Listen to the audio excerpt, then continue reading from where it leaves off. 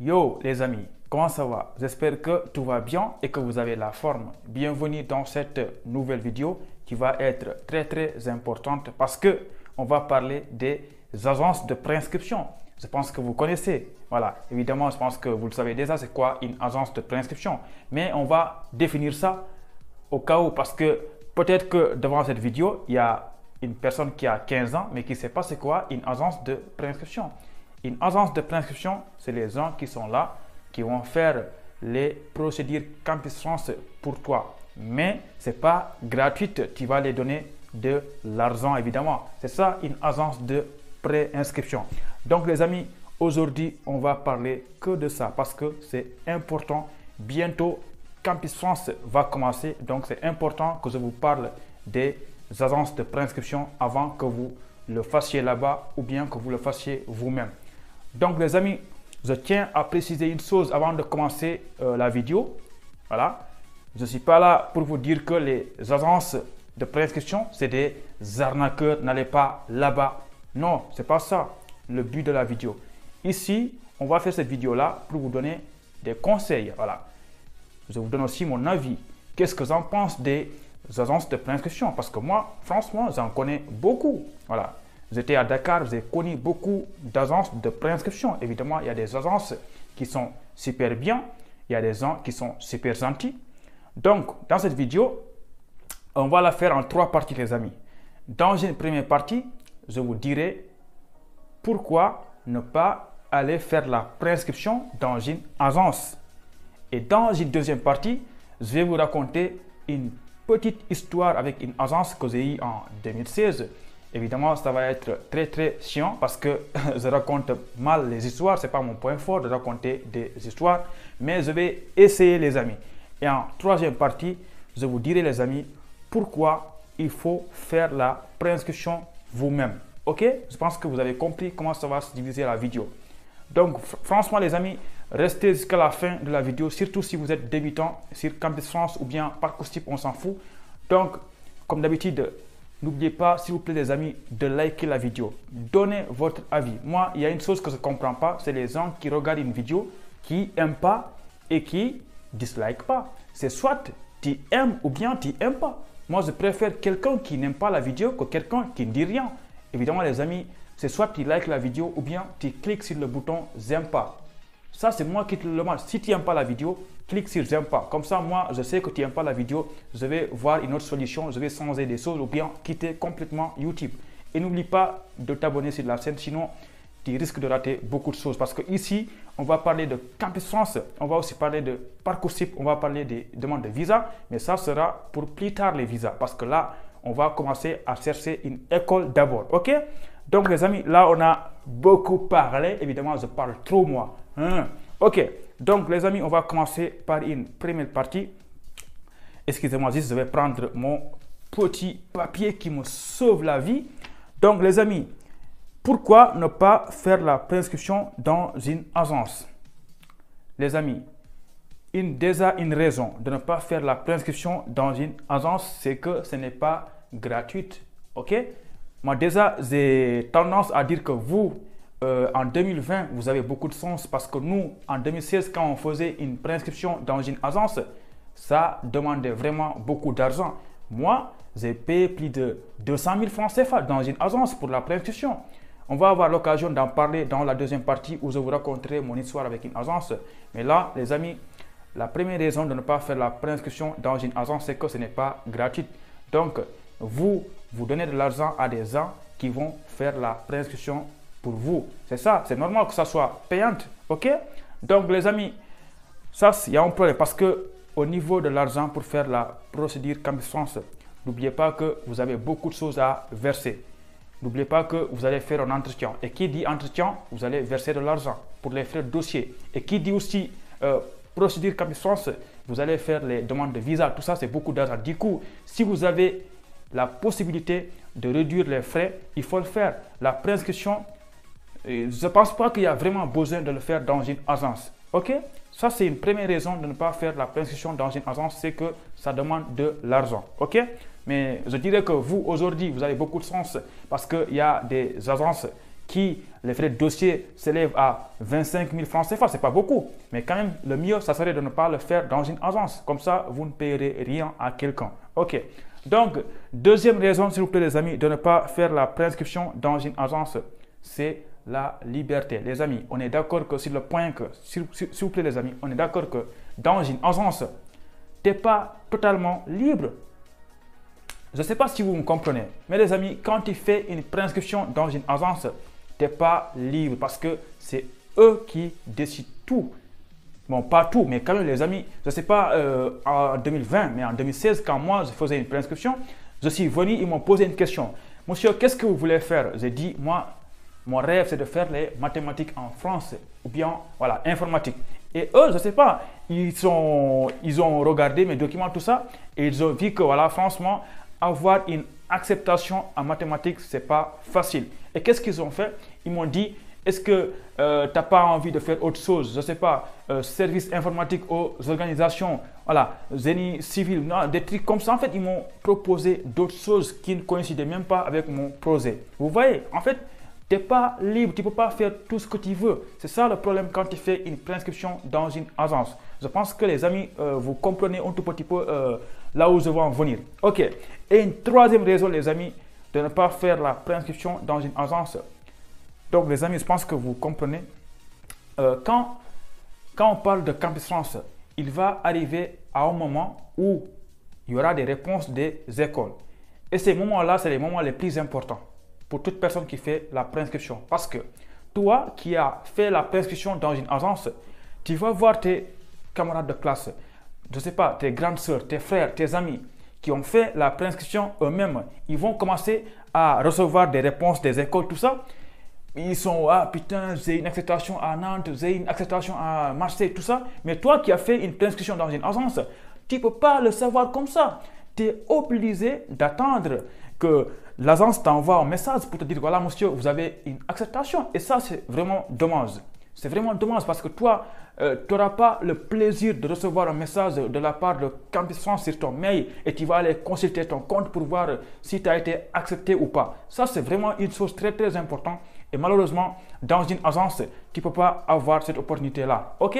Donc, les amis, là, c'est 3 bonnes raisons de ne pas faire la prescription dans une agence. En résumé, faire la prescription dans une agence, ça demande de l'argent.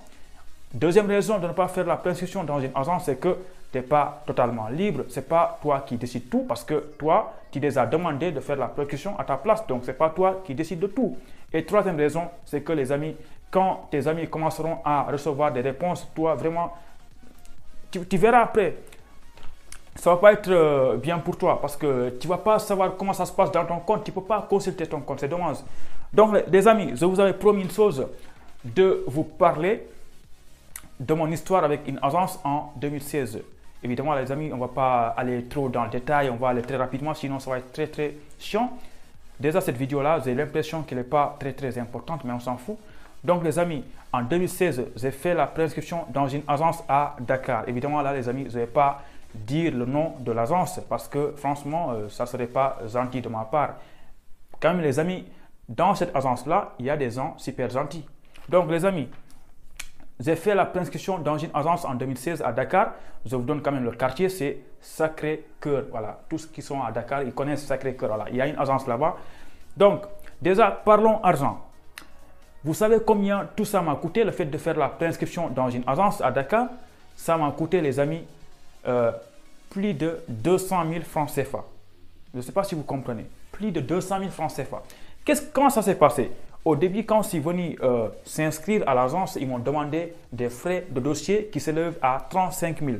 Donc là, ce n'était pas un problème pour moi. Mais après, ils m'ont dit que je vais verser aussi 75 000 et après 75 000. Donc là, les amis, ça fait 35 000 plus 75 000 plus 75 000. Ça fait au total 185 000 déjà. Est-ce que vous voyez 185 000 alors que je n'ai même pas fait l'entretien?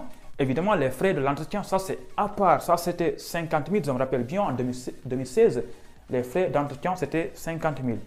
Et aujourd'hui, c'est 75 000 francs CFA. Donc moi, j'ai payé 185 000 à cette agence-là sans faire l'entretien. Donc là, évidemment, ça c'est un problème. Ça, c'est au niveau de l'argent. Mais il y avait un autre problème. C'est que, je vous avais expliqué tout à l'heure, c'est que moi, je voulais faire mathématiques ou informatique. Mais eux, ils n'ont pas voulu que je fasse ça. Ils ont choisi d'autres formations pour faciliter mon acceptation. Voilà. Ça, c'est un deuxième problème. Et un troisième problème, c'est que les amis, vous savez, il y a des moments où on doit faire l'entretien. C'est au mois de février, mars, avril. Mais moi, je n'ai toujours pas fait d'entretien. Ils ne m'ont pas demandé de faire un entretien. Évidemment, au début, ils m'ont fait comprendre que, voilà, monsieur, on va vous préparer pour l'entretien, nanani, nanana, voilà, vous serez prêts, on va vous aider, tout ça, on va vous accompagner. Voilà, vous comprenez ça, les agences, c'est comme ça. Mais moi, je n'ai jamais fait d'entretien. Et les amis, j'ai attendu au mois de juin, pendant que tous mes frères là avaient des acceptations. Et moi, l'agence, c'est en ce moment-là qu'ils m'ont appelé pour me dire, félicitations monsieur, on a une bonne nouvelle pour vous. Et venez dans notre agence. Voilà, je suis venu à l'agence. Qu'est-ce qu'ils m'ont dit les amis? Ils m'ont dit que vous êtes accepté à Nice. Oh, franchement les amis, c'était comme, oh, alhamdulillah, Dieu merci. J'étais content les amis. Mais attention, c'est pas fini. Et là, il y avait une dame qui m'a donné une feuille les amis. L'acceptation, il vous dit, lisez bien ça. J'étais super content de voir que je suis accepté à Nice. Je lis le document les amis, je vois un truc qui est bizarre. C'est que je suis accepté dans une école privée. Alors que moi au début, j'ai bien dit, cherchez-moi une école dans un établissement public. C'est ce que je voulais moi. Mais eux, ils m'ont trouvé une école privée. Et voilà, j'ai lu, j'ai vu que c'est une école privée, mais j'étais content parce que voilà, je n'ai pas lu jusqu'en bas. Mais les amis, j'ai continué ma lecture, j'ai vu que je suis accepté à Nice dans une formation en informatique. J'étais content. Mais tout à fait en bas, les amis, j'ai vu quelque chose qui m'a vraiment dégoûté. C'est que les frais d'inscription s'élèvent à 4 000 €. S'il vous plaît, les amis, 4 000 €. Je ne sais pas si vous... Pour vous, ce n'est pas beaucoup, mais moi, c'était beaucoup. Qui était au Sénégal, 4 000 €, c'est beaucoup. C'est plus de 2 millions de francs CFA. C'est impossible. Donc là, j'ai compris une chose, que pour moi, je suis foutu. Je ne pourrais pas aller dans cette école-là parce que je n'ai pas les moyens de payer 4 000 €. Voilà. Donc là, je me suis dit une chose. Bon, de toutes les façons, moi, je m'en fous. C'est 4 000 €, mais je vais aller en France, je ne vais pas payer, je vais quitter l'école. Mais là, c'était ça mon plan. Mais qu'est-ce qu'ils m'ont dit? Après, la dame m'a donné un papier où il y a un numéro de compte. Et qu'est-ce qu'ils m'ont dit? Ils m'ont dit, avant d'avoir l'acceptation, il faut que je verse 2 000 €, c'est-à-dire la moitié des frais d'inscription. Et là, vraiment, les amis, c'est là que je sais que pour moi, c'est fini, c'est complètement fini. Parce que moi, je ne vais pas verser 2 000 € à une école alors que je n'ai même pas déposé le visa. C'est comme ça que c'est fini avec l'agence. Donc là, j'ai pris mes documents, je suis parti, c'est moi, j'ai montré ça à mon père parce que c'est mon père qui s'occupait de tout ça. Donc, mon père m'a dit, voilà, franchement, je n'ai pas les moyens de payer 2 000 € alors que tu n'as même pas le visa. Et là, je comprenais totalement mon père. Voilà, j'étais d'accord avec lui. Mais les amis, ce n'est pas ça qui m'a énervé le plus dans cette histoire. Ce qui m'a le plus énervé, c'est que là, au début, ils m'ont dit que si vous n'avez pas une acceptation, on va vous rembourser 70% du montant que vous avez versé au début, c'est-à-dire les 185 000.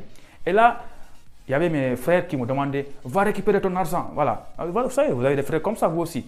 Je suis retourné dans l'agence pour les réclamer les 70% qu'ils m'avaient dit. Et ils m'ont dit une chose qui m'a énervé. Bon, on a été bien d'accord sur le fait que si vous n'avez pas une acceptation, on vous rembourse. Mais vous avez une école privée. Et franchement, après là, je me rends compte que moi, j'ai signé des papiers sans bien lire. C'est pourquoi les amis, quand vous allez dans une agence, il faut bien lire les documents qu'ils vous donnent. Parce que parfois, vous signez des choses. Voilà. En fait, le problème, c'est que quand tu es dans une agence, tu es tellement motivé. Parfois, dans une agence, tu te crois en France. Hein, parce que voilà, quoi, c'est ça l'objectif des agences. Tu te crois en France. Et moi, il y a une chose, une dernière chose, c'est la fin de l'histoire qui m'a le plus énervé, c'est que j'ai tout laissé tomber en 2016. Je me suis dit, en 2017, je vais faire la préinscription moi-même. J'ai pris les choses en main. Et là, il fallait un compte Campus France. Et là, je suis allé dans l'agence pour les demander mon mot de passe et mon adresse mail, tout ça. Parce que c'est eux qui avaient créé mon compte. Je lui ai demandé ça pour que moi, je puisse faire les choses moi-même en 2017. Et là, les amis, qu'est-ce qu'ils m'ont dit? Que la personne qui s'occupe de mon compte, elle n'est pas là. Donc, je dois revenir la semaine prochaine. Et là, pas de souci. Je suis revenu la semaine prochaine pour les demander de me donner mon mot de passe. Ils ont dit que la personne qui s'occupe de ça, elle n'est toujours pas là. Et là, franchement les amis, je suis allé à plusieurs reprises. Et à un moment donné, qu'est-ce qu'ils m'ont dit? Que non. Moi, putain. En fait, les amis, j'ai compris une chose. Que mon compte là, je ne pourrais pas le récupérer. Ils ne comptaient pas me le donner. Voilà, c'est foutu. Et là, les amis, c'est ce jour-là que j'ai compris une chose. Que c'est possible d'avoir 2 comptes Campus France. C'est là que j'ai fait beaucoup de recherches et j'ai vu que c'est possible d'ouvrir un compte de Campus France, un deuxième compte avec un passeport. C'est comme ça parce que les amis, c'est quand tu galères que tu apprends des choses. Voilà. Parce que vous, quand on se fait des vidéos, vous pensez que moi je connais tout, parce que je le vois à travers les messages que vous me donnez sur Instagram. Vous me posez parfois des questions dont je ne connais même pas la réponse, hein, mais je fais des recherches parfois, je vois la réponse. C'est comme ça qu'on apprend. Voilà. Donc les amis, ça c'est la fin de l'histoire très très chiante. Je ne sais même pas raconter des histoires. Je sais que cette vidéo là, elle est pétasse, elle est pourrie quoi. Voilà, mais on s'en fout. Donc les amis, une troisième chose, c'est que pourquoi c'est important de faire la préinscription vous-même. Donc les amis, premier avantage de faire la préinscription vous-même, c'est que vous apprenez beaucoup de choses. Parce que qui dit faire la préinscription, vous apprenez des choses. Parce que si toi, tu fais les choix, tu ouvres ton compte, voilà, tu écris des lettres de motivation, tu vas faire les démarches pour le visa, tout ça. En fait, tu es en train de galérer, mais en même temps, tu apprends des choses. Mais après, quand tu auras un petit frère ou bien une petite soeur ou bien un ami qui voudra venir en France, tu peux le conseiller toi aussi parce que tu as galéré et tu as appris des choses. C'est ça, c'est un avantage.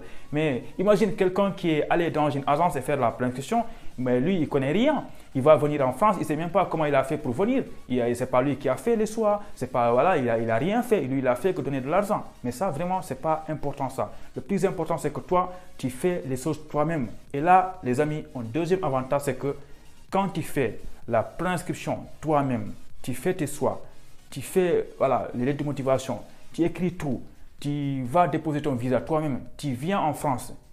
Et là, tu seras fier de toi parce que franchement, tu as réussi à faire une chose que la plupart des gens n'arrivent pas à faire. Parce qu'il y a des gens, franchement les amis, si tu les demandes d'aller imprimer un document, je dis bien un document, ils vont être comme ça, ils vont paniquer parce qu'ils ne savent pas, c'est pas parce qu'ils ne savent pas, mais je ne sais pas. Je ne sais même pas comment dire ça, mais les amis, tu seras fier de toi. Tu seras fier de toi parce que tu as réussi à venir en France par tes propres moyens. Donc les amis, je pense que cette vidéo-là, franchement, j'ai raconté des bêtises, franchement. Et aussi, n'oublie pas, côté dépenses, si tu fais la préinscription toi-même, tu diminues beaucoup de dépenses. Hein.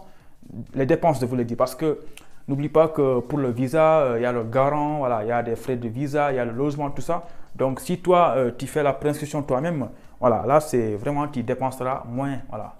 Donc, les amis, alors, je vais m'approcher pour regarder le temps. Oh putain, j'ai raconté des bêtises dans cette vidéo. Bon, les amis, cette vidéo-là, elle est très, très bizarre. Abonnez-vous à la chaîne, likez, partagez. Voilà, je ne sais même pas comment finir la vidéo. Donc, je vous dis à bientôt pour une prochaine vidéo. Et ne partez pas, s'il vous plaît, restez branchés sur la chaîne parce qu'il y aura des vidéos ces 2 semaines-là parce que je suis en vacances là. On va beaucoup parler de Campus France pour les débutants et de Parcoursup, Inch'Allah. Bon, je profite aussi pour remercier toutes les personnes qui me suivent sur YouTube. C'est un plaisir pour moi. J'ai vu qu'il n'y a pas que des Sénégalais qui me suivent sur YouTube. Il y a aussi beaucoup de Marocains. Et ça, soukran lakoum, soukran laka, Djaïd Djidan, les Marocains là. Je vous aime bien. Je vous aime bien aussi les Algériens. Je vous aime bien, vous tous, les Béninois, les Togolais, les Gabonais, les Comoriens, les Ivoiriens. Voilà. Et plein d'autres pays. Les Congolais, voilà, je vous aime bien parce que franchement, j'ai vu que sur la scène, c'est équilibré. Voilà. Il y a beaucoup plus de Sénégalais qui me suivent, ça c'est tout à fait normal. Et après, c'est les Marocains, il y a aussi les Français, il y a les Algériens, et après, c'est les Ivoiriens. Et franchement, venez nombreux ici, dites-moi vos problèmes. Moi, j'essaierai de répondre à travers une vidéo, Inch'Allah. Allez, ciao, à bientôt.